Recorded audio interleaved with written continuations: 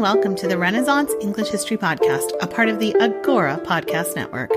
I'm your host, Heather Tesco, and I'm a storyteller who makes history accessible because I believe it's a pathway to understanding who we are, our place in the universe, and being more deeply in touch with our own humanity. This is episode 97, and it's for Valentine's Day. It's a special interview with Cassidy Cash of That Shakespeare Girl about Shakespeare and love. Because when we think about Shakespeare, we often think about love, don't we? All these great love quotes. And he was also such an enigma with his own love life. And so I thought it would be great to have her on the show to talk about what we know about Shakespeare and love and what his plays tell us about how he saw love.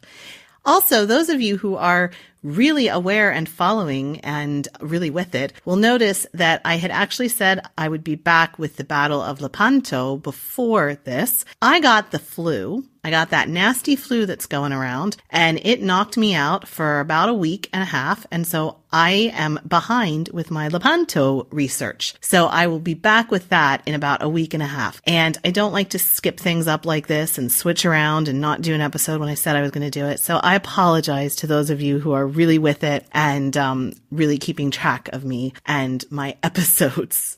So I didn't forget about it. It will be here. Blame the flu. So before we get started, I need to thank my patrons who help keep this show independent. I have amazing patrons. Thank you to Heather, who has an awesome name, Elizabeth, Kathy, Jurgen, Cynthia, also Jessica, Lady Anne, Diane, Olivia, Al, Ashley, Kendra, Cynthia, Judith, Selene, Lara, Ian, Barbara, Shar, Kiva, Amy, Allison, Joanne, Kathy, Christine, Annetta, Susan, Andrea, Catherine, John, Rebecca from Tudor's Dynasty, and Shandor. Thank you guys. I love you. You're awesome. To find out how you can join this exclusive list of awesome people starting at just $1 an episode, head on over to patreon.com/englandcast to start supporting the show now. That's patreon.com/englandcast. Or if you want to support the show another way, you can always head on over to tudorfair.com, which is my online shop filled with all kinds of great Tudor goodness, like these awesome t-shirts featuring kick-ass Tudor women and their famous quotes that would be perfect to wear on International Women's Day coming up and throughout all of Women's History Month, really. Also, some of you already know that as part of the shop, I recently launched a subscription box service. You know the subscription boxes you can get like for makeup and dog toys and coffee and any number of other interests? Well, I'm starting one for Tudor products. It's called Treasures from Bess. It's named after my history heroine, Bess of Hardwick. The first boxes for March are actually already sold out, but you can learn more at treasuresfrombess.com and get on the list for the April box, which will ship the first week of April. Finally, the Agora Podcast Network recently launched a free Facebook group for listeners of our respective podcasts to get together and talk about history, podcasts, and dive deeper into different episodes and themes. So you can search for the Agora Podcast Listeners Forum on Facebook to join. So now let me introduce you briefly to Cassidy Cash, then we'll jump right into the interview. Cassidy Cash produces a weekly video series on William Shakespeare for her YouTube channel, That Shakespeare Girl, and she's currently recording episodes to launch That Shakespeare Life podcast in April of 2018. Cassidy is a respected Shakespeare consultant, as well as a regular contributor to digital and print publications on the life and plays of William Shakespeare. She's a partner with British History Tours and will be leading a tour of Shakespeare's life in Stratford-upon-Avon in England in 2019. And she believes that understanding the history of Shakespeare's life and the culture of Renaissance England is essential to the study of Shakespeare's plays. So we jumped right in with me asking her what Shakespeare's love life was really like, because there's so many rumors, there's so many different things that you hear about the second best bed in the will and not reading the banns and everything like that. When they got married, Shakespeare and Anne Hathaway didn't read the banns publicly as many times as they should, and she was pregnant, and so there's all these different rumors around that. So I asked Cassidy to elaborate a little bit on Shakespeare's own love life. And I think one thing we do learn from history is, despite the lack of reliability, there's often truth found inside the rumor and the legend. And Shakespeare is an example of this. With his love life, Anne Hathaway kind of gets a bad rap. She gets dismissed because she was this kept woman. You know, she was tossed aside and left in Stratford alone while ambitious Shakespeare frittered away off to London to selfishly make his fortune. And I think that I mean, there's some facts there. Obviously, they got married and she stayed in Stratford and he went to London. But I don't think that she was abandoned. This was kind of a life that she chose. And I think their marriage relationship and what we do know about how they got married tells us that, because, I mean, she was pregnant when they got married, and people point to that as, oh gosh, that she was pregnant when they got married, so that must be the reason that they rushed into marriage. And I think that that's a modern interpretation, because at the time, being pregnant or getting pregnant was often used as a kind of betrothal. It was a statement of, I'm already committed to this woman. And the marriage was the legal side of it, but it wasn't necessarily the commitment side of it. So her being pregnant could have just as much been an indication that Shakespeare was committed to her. The idea of the banns not being read 3 times has also been tossed out as an indication that the marriage was rushed. And that might be true, but it could be just as true that maybe they were more progressive or modern-minded and opted out of that tradition. You obviously can't know about why they didn't read the banns 3 times without asking them. Me personally, I'm a hopeless romantic, and I like to believe that he did love her. We know that Shakespeare traveled regularly back to Stratford while he was working in London. And I don't think a man who doesn't love a woman travels regularly to the town where she lives in, especially if that town is a small town like Stratford. So the fact that he went back there regularly shows that maybe he wasn't what we would consider a modern definition of a faithful husband and devoted father. But I think that action indicates that he probably was, for the late 16th century. And another aspect of their marriage that I really like is, you mentioned the second best bed. I've always thought that little nod was one of the most romantic. I mean, can you imagine what kind of inside jokes they might have had about the bed when a couple gets married, as Shakespeare did, when he wasn't popular or well off financially, but he stayed married to Anne through basically from poverty to riches. They probably had stories they could tell, but would only whisper to themselves about the second best bed. And so, I mean, why go to the trouble of writing out that it was the second best in your will if it didn't mean something to her? And wasn't it also like the best bed wouldn't have necessarily been the marital bed? That was the bed like for guests, and the second best bed would actually have been the bed that they shared, kind of thing. That's what I've thought. Yes.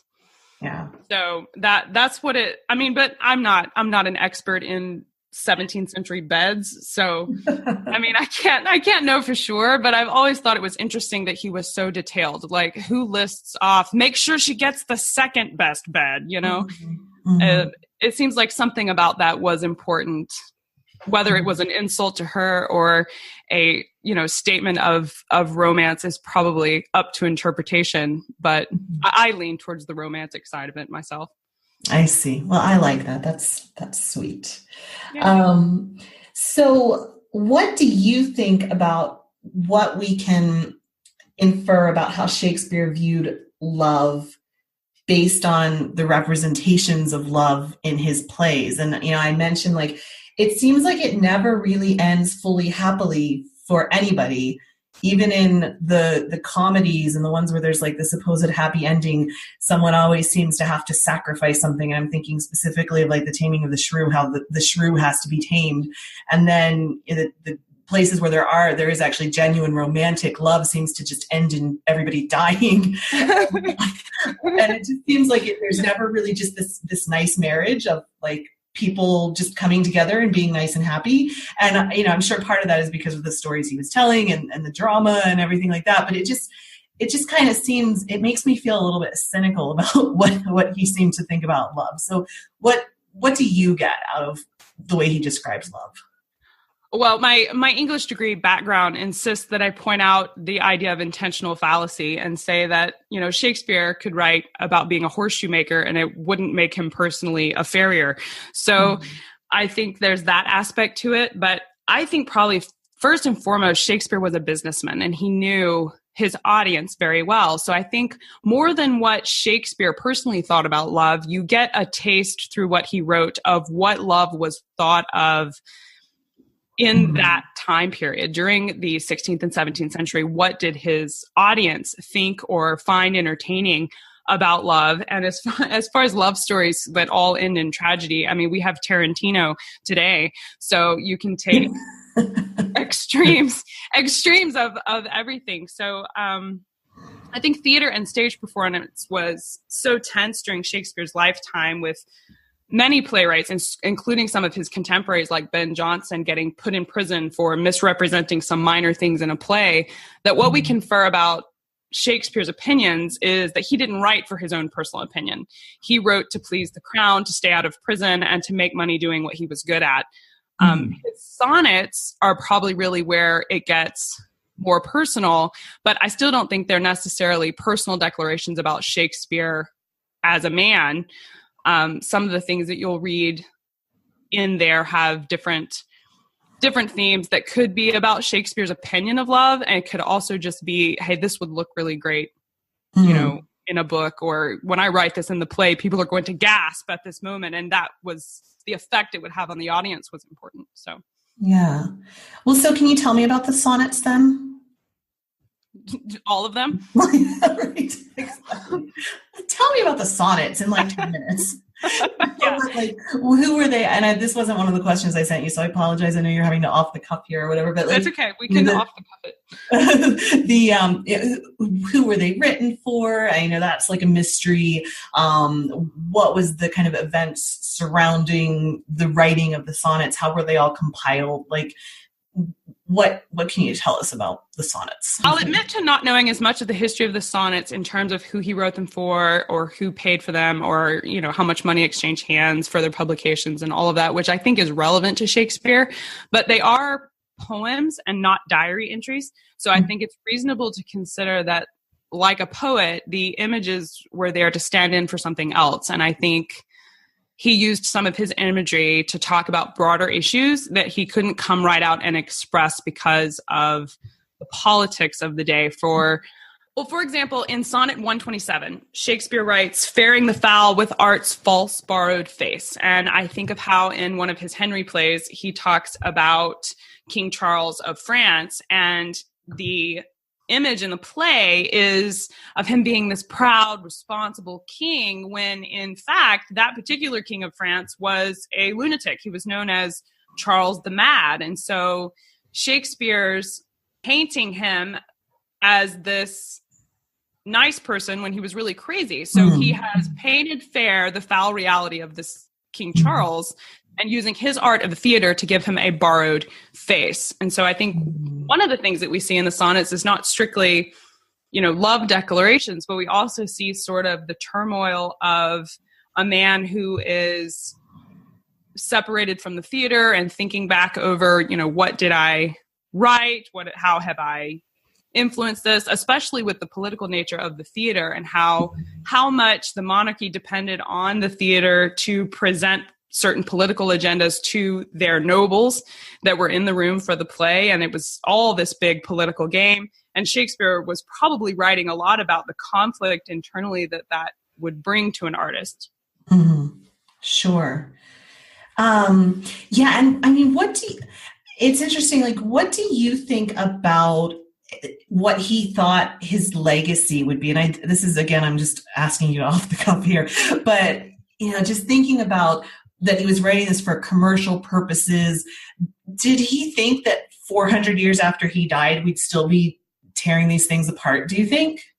No, I don't think so. Actually, I think one of the reasons Shakespeare's enjoyed such longevity with his legacy is specifically because it's not what he was focused on when he was doing his work. He was focused on being the best at the career he had chosen to do. He was talented. He was, I would say, extraordinarily talented. He had a great gift for dialogue and communication and theater, and he applied that to what he was doing. But no, I don't think he thought he would be known, you know, by the time his grandchildren were grown, much less 400 years later.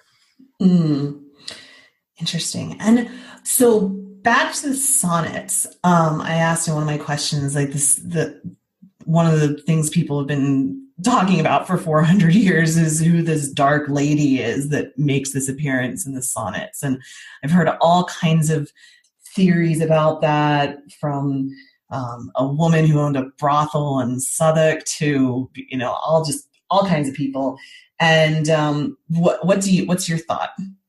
Well, as a dramatist and an artist, Shakespeare was in a committed relationship to his patrons. He was bound dutifully to write what they would approve of, to stage what they would enjoy, and to pay to have performed. And while he was good at his job, it doesn't mean he was necessarily indulging his own creative ideas. He was instead applying his creativity for the satisfaction of others. And maybe it's my inner poet, but I take the sonnets much less literally than people tend to when they talk about the dark lady, and see it as figurative, the way poems are often meant to be. And the mistress he refers to is his real creativity buried in the shadows beneath his personal commitments.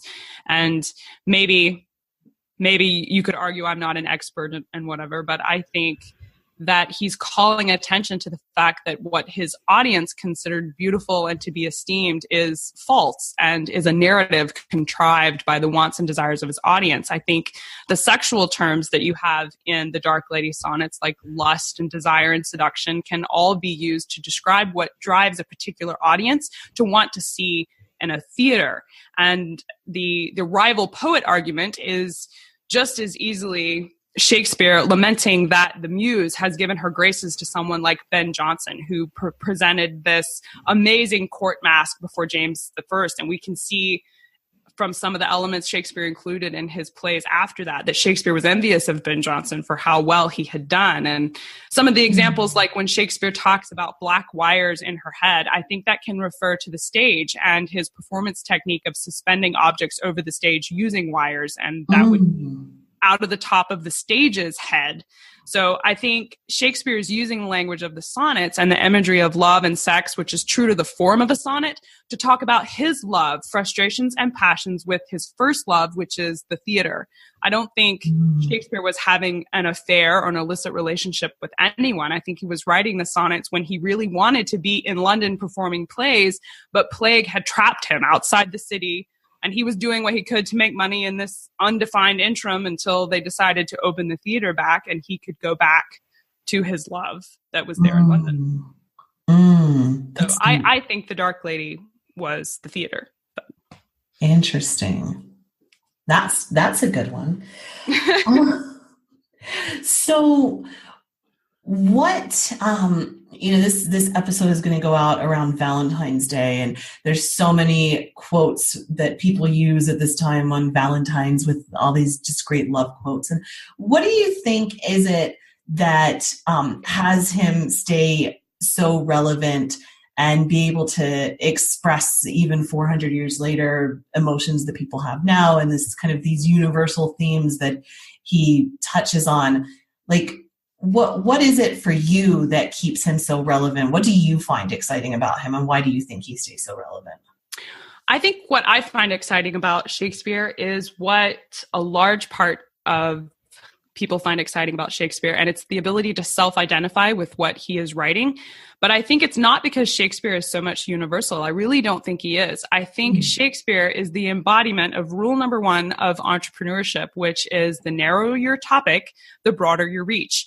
Shakespeare was very, very narrow in what he was writing, and narrow topics help people self-identify. A broad scope makes it harder to do that. When you can effectively communicate very specific ideas, it draws others to you and to your content. And so I think Shakespeare, at the time he was writing and what he was writing, always had a very narrow focus and a very narrow audience. But his stories, while great examples of the complicated nature of love and humanity, the reason they enjoy this broad reach is because when we read it, its narrow focus allows us as an audience to self-identify with what we're seeing. Like when Hamlet is plagued with emotions and asking all these questions on stage, we as audience members are sitting there asking the same questions about Hamlet, and we understand what it's like to have that struggle. But the text itself that Shakespeare wrote was very, very focused. Yeah. Interesting. There's so much I want to ask you about here. I love that what you said, like there's that rule that if you're trying to talk to everybody, you're talking to nobody. And Exactly. Yeah. And so Shakespeare knew this probably better than anyone else. And I don't know if he did it on purpose, but he definitely wasn't writing to the entire world. He wasn't even writing to different countries. I think sometimes he was writing specifically to one person, the monarch that was reigning at the time. He was writing to please that person, and that's it. You can't really get a more narrow focus than writing to one person. To one person, sure. What happened with him with the changeover from when Elizabeth died and James became king? How did that affect him? Well, his audience changed and the focus changed. I think Elizabeth had a lot to overcome in terms of being a woman, in terms of not being married, not having kids. She had a lot of political agendas that didn't apply to James. And so what she wanted to see from the theater, what she considered a good story was different. I think in Elizabethan Shakespeare, you see a lot of stories that are pro-England. They're like cheerleader statements about the strength and honor of this great country. And then with the turnover to James, you've got the gunpowder plot is sort of kicking off his reign. It's like, right. Okay, this is a horrible way to start things there, James. So you've got a country that is reeling from a massive foiled terrorist attack. And they almost lost this king. And it's at a time when... And everybody in parliament, too. It wasn't just the king. It was like... Exactly. It was going to take out everybody. And so it's just panic and stress. And James is already trying to function as a peacemaker because everybody's freaking out over Catholic versus Protestant. People are wondering, Scotland versus England. Are we going to be friends? Are we going to come together? Are we not? And so it's a significant amount of turmoil. And so I think with plays like Macbeth that come after James takes the throne, you see Shakespeare really trying to play to James's priorities of unifying the country. And so you see a lot of unification themes, a lot of, let's come together and work together kind of themes in his plays. So I think there's a significant shift, which is kind of why I think Shakespeare was so aware of his audience, because he didn't write the same thing the whole time. You do see him change when his audience changes. Yeah, interesting. I want to ask you about like his early life, because how do you think he got involved in wanting to go into the theater? This is like that is such a fun question. Okay, great. I'm glad. Yes. Awesome. I love that question. Actually, I think it started when he was in grammar school. Okay. I think probably, and actually James Shapiro talks about this in his book, 1599, and he mentions it again in The Year of Lear, but the idea that Shakespeare may have actually that Shakespeare may have actually met Richard Burbage when he was a child, because Richard Burbage was part of one of the touring companies. James Burbage, his father, would tour through Stratford, and it was Shakespeare's dad who had to approve these plays coming into Stratford. So there's a high probability that Shakespeare was exposed to real acting companies as a child, but his education in grammar school was centered around the theater. They would study people like Sophocles and Euripides, who were Greek tragedians, and they were dramatists in their own right. And so some of the Latin and Greek that he was studying in school was all drama. And the school itself, actually, at the end of the year each year, Shakespeare and his classmates would put on a play for the end of the year. And it would be to demonstrate their memorization skills and their learning of Latin and all of this that they had done during school. But he was definitely exposed and rather saturated with the theater as a child. So I really think he got into this early. He knew early on what it was he wanted to become and was kind of on that trajectory from the beginning. Yeah. I've heard a theory. I think it was the book Will in the World that Bill Bryson. And that it wasn't the Bill Bryson one. It's another Stephen one. Greenblatt. Yeah, him. Okay, yeah. And it said that it's possible that he would have been at the amazing pageants that Robert Dudley had for Queen Elizabeth at Kenilworth when he staged this. Yes, I read that too. Yeah, and I just love that idea, thinking about that, because it was only like 8 or 9 miles away, I think. And so that was impressive to me. Yeah, it's fascinating to think, oh my gosh, it was right there. There's no way he didn't know. And so. His father had some kind of a role in town where it's possible that he would have been involved in putting on the festivities. And, the idea that maybe Shakespeare tagged along as a young kid and saw this stuff and was impressed by that. I love that vision of him, because that pageant was just the most amazing thing England had ever seen. And I can just imagine his eyes just being like boggled and like amazed.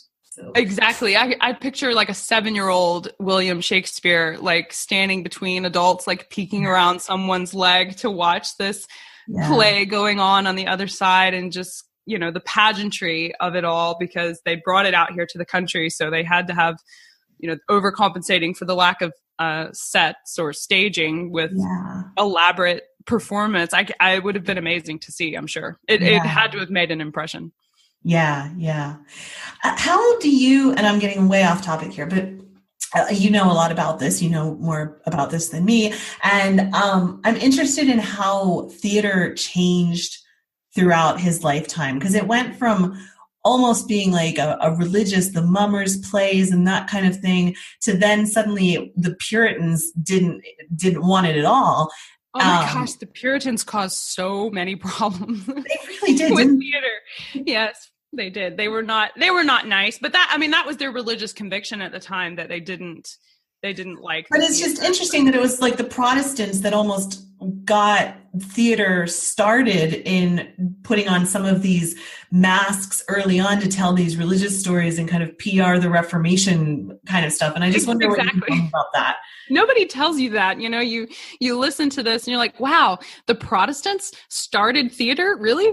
But you're right, they did. It was a way to, and it's interesting that you mentioned that, because the mummery plays weren't that different from the Elizabethan stage in the fact that they were coming from a place of political agenda. And it was highly scrutinized in Shakespeare's time. You had to be very careful how close to the prevailing political winds you chose to sail there with what you put on stage, because there were contemporaries of Shakespeare that would get put in prison for, you used the wrong word, and that made somebody in power really mad, and so now, you're going to prison. And I think dialogue was huge, for lack of a better word. It was really important that you get the words right and that you communicate correctly. But I think maybe the form changed. Obviously, they didn't do as many religious plays, or they weren't acting out the Bible when Shakespeare was putting things on stage. But I think the idea that it had a political angle changed a lot. It's also interesting that it went from being this very conservative, very something you would do in church, to being a community that was pretty rife with various forms of debauchery and considered kind of the bad side of town, if you were. It was kind of the sketchy, the people of disrepute were found in theaters. And actually, Elizabeth, one time when she was ordering conscription for wars abroad, she would go to the theater because she thought the people who frequented the theaters were expendable. So when she needed a whole bunch of people to fight and she didn't care if they died or not, she would go to the theaters to find them. And it was that kind of thing. There was a reputation about the theater that I think Shakespeare helped reframe. I think the reason modern day theater is considered this highbrow affair or this high society way to be or thing to be involved in is because Shakespeare's reputation helped carry it there. I think when he was, and I've actually wondered about the disconnect there, because on the one hand, it's this thing that's disreputable. And on the other hand, you have sitting monarchs regularly ordering in these plays. So how disreputable could it have really been if they're saying, well, I want you to perform for my nobles? That doesn't sound disreputable to me. So I'm not sure where the disconnect is. If it's happening in a playhouse, somehow it's of low value, but if it's happening in a court session, now it's grand and it's acceptable. It's so interesting. Just what you say there reminds me of the movie Amadeus, and how there was like the court opera, and then it shows Mozart composing like the magic flute for the local opera, and it, and how different it was. And there's like these scenes where it shows the court opera, and he's doing, these, very highbrow kinds of pieces. And then he's doing like the folk tales and stuff for the people, and people, his wife was saying like, why do you compose for this stuff? And he says, well, they give me money and that's why I do. And it's exactly just that same kind of disconnect that you talk about. Well, I often wonder if that's not why Shakespeare's works, they have this intentional duplicity to them, where you read this phrase and it could mean one thing, but it could just as easily mean something else. James Shapiro calls it, he has this word that I should know, and I can't remember because I'm trying to say it to you right now. Equivocation. Oh, okay. And how this word was coming into its definition during this time. It wasn't typically used, but the word, when it got used in plays or when it got used during investigations for the gunpowder plot, the definition they put behind the word equivocation was the idea to say one thing but mean another, or to say something and not complete the thought, so that you said something that sounded like it could mean one thing, but if you had finished your thought, it would mean something else. And he goes on to talk about how the play Macbeth was written with a ton of equivocation in it, the idea that you can never really be sure what the person speaking actually meant. And I wonder if Shakespeare didn't include that because it was a time of duplicity, and society really was sort of split into two camps, and he was having to please monarchs and nobles and people that had one set of expectations, but he was having to take that same play back to his playhouse and sell tickets for a completely different audience. And so when you write something that can leave room for a wide amount of interpretation, but still follow an organized plot line, it's pretty impressive. Yeah. No, really, it really is. Gosh, I could just talk to you forever. There's a story I love, and I wonder if you can tell it, if you know it, or if you could tell me that what you think happened. And it's a story I love about Shakespeare, kind of being I don't know, some like the idea of when they moved the Globe Theater across the frozen Yes, Thames. I do know that story. Can you tell me what happened? Can you tell us what happened? I love it.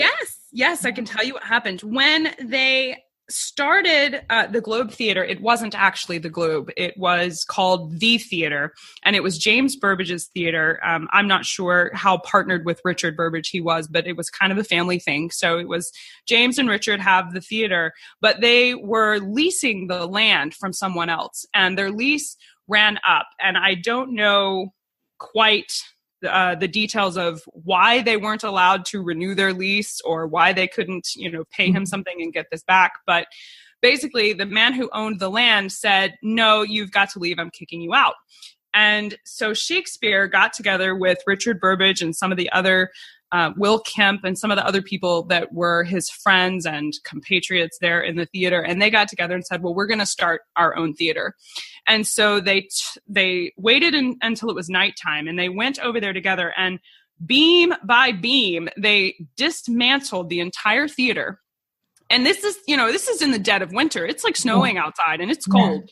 Yeah. And they dismantle the whole thing and carry it across the river outside of the jurisdiction of the city of London, right? So they can't to Southwark across the river. The police can't come and get them and prosecute them for this. So they take it across there, and they rebuild it on the other side of the river and create the Globe Theater that we think of as Shakespeare's Globe Theater. So but it was him and his friends, because they owned the theater, they just didn't own the land, and so they stole it. That's so, I just love that idea. I think the story was that when the lease came up for renewal, it was at a period when they were starting to frown upon theaters in general, and the guy who owned it didn't want to be associated with the theaters. And he had some issues with the reputation of the theater. Yeah. Yeah. I love that story though. It's just so perfect. I know it's amazing to me. It's Shakespeare's definitely someone I would have loved to have been friends with. Yeah. Yeah. Okay. So I got way off topic here. That's okay. But so I want to have like two final thoughts. And I guess the first is, I would like for you to kind of give us an overview of what you think Shakespeare I don't know, like how we can see love through his eyes, because I am going to release this around Valentine's Day. So the romantic side of Shakespeare. And then I want you to plug your podcast. Okay. I think Shakespeare gives words to our deepest emotions of love, and he enables us to say what you are normally only feeling, which is a distinctly different action, right? To put words to something that you think is different than to give words to a feeling, which is by its very nature not originating in the mind. But to share love with someone, you have to be able to communicate it to them. And in a lot of instances, Shakespeare's sonnets and his plays put down into words that we can use to say, yes, this is how I feel, or this is what my emotion is, and I can express that out loud now. And I think that's why Shakespeare is so good at helping us share love with. One of my favorite quotes is from Hamlet, and I hate, it's so sad to me every time that I interact with this play that Hamlet doesn't actually say this to Ophelia, that it's written in a letter, and Polonius, who for whatever reason I just do not like for the entire play, but he reads it, but he says, Hamlet says to Ophelia, doubt thou the stars of fire, doubt that the sun doth move, doubt truth to be a liar, but never doubt I love. And I think I love that, because it just, yes, exactly. Thank you, Hamlet. There are all these things in life that are questions, and you don't know how it's going to go, and you don't know if what you think you know is real, but you can know love from one person to another. You can rest. That's a good quote that people can put on a Valentine's Day card, then. Is it not? It looks beautiful on a Valentine's Day card. It really does. Shakespeare gives us a lot of those. Yes. This is really great on a card. Yeah. But yeah, so I think that's one of the reasons. Anyway, I hope I answered your question. No, you did. So then where can people learn more about you? And do you have any kind of podcast coming up? I do. I am launching my podcast called That Shakespeare Life on April 23rd, 2018. We will be celebrating Shakespeare's birthday by launching a podcast all about his life. Yay. And so you can find out more about that at CassidyCash.com. That's my website there. I've got YouTube videos, and we're planning a trip to Stratford for 2019. So all kinds of great things to find out about over there. All right. So CassidyCash.com, you said, right? That's right. It's just like my name, CassidyCash.com. If you want to see That Shakespeare Life, it's /That Shakespeare Life, but it's also all over the webpage. So there's buttons and things to check that out. And cool. Right now, if you're interested in the trip, you'll have to email me, because we're not making that public yet, but it's coming. Okay, cool. Good stuff. And I'll just now thank you for coming on to this show and telling us more about Shakespeare. Thank you so much for having me. I've enjoyed being here. Thanks to Cassidy Cash for being here and talking to us about Shakespeare and love on this Valentine's Day. Remember, you can learn more about her at CassidyCash.com. And I just want to take a second to thank you, my wonderful listeners, for listening and give you some love, and also to share that I am in my 40s and I was single for a super long time, and I have been on every area conceivable on the Valentine's Day spectrum, thinking it's totally awesome, thinking it's horrible and the worst thing in the world. And actually, when I lived in London, I was about 25, I guess, 24, 25. And there was there was one Valentine's Day where I did not have a boyfriend, and it was raining and I didn't have an umbrella, and I was walking down Oxford Street looking at all these couples and, going out for dinner, and then like a bus splashed me, and it was just like the most perfect scene out of a movie of like Lonely Heather. So I want to leave you with a quote wherever you are in the Valentine's Day world. This is a Shakespeare quote, and I think it's important to sum up that it doesn't matter if you have a love or not. The most important love and most important relationship you can have have in your life is with yourself and your creativity, and your spirituality, and your uniqueness that is the you that will never exist again in this whole entire universe. So it says, self-love, my liege, is not so vile a sin as self-neglecting. So please do not neglect yourself today. Please do something awesome for yourself and celebrate how awesome you are, because I think you're awesome. Okay, so you can learn more about the Renaissance English History Podcast at englandcast.com. You can get in touch with the listener support line, which is 801-6-TESCO. That's a US number, 801-6-TESCO. You can tweet me at Tesco, at TEYSKO. And I will be back in about a week and a half with Lepanto and Elizabeth and the Ottoman Turks. So stay tuned for that. Have a wonderful, super awesome day, and I will talk to you soon. Thanks for listening. Bye-bye. Blow, northern wind, send who may be sweating. Blow, northern wind, blow, blow, blow. Ich hatte Bord in Bauerbricht, dat soll is semlis on sea.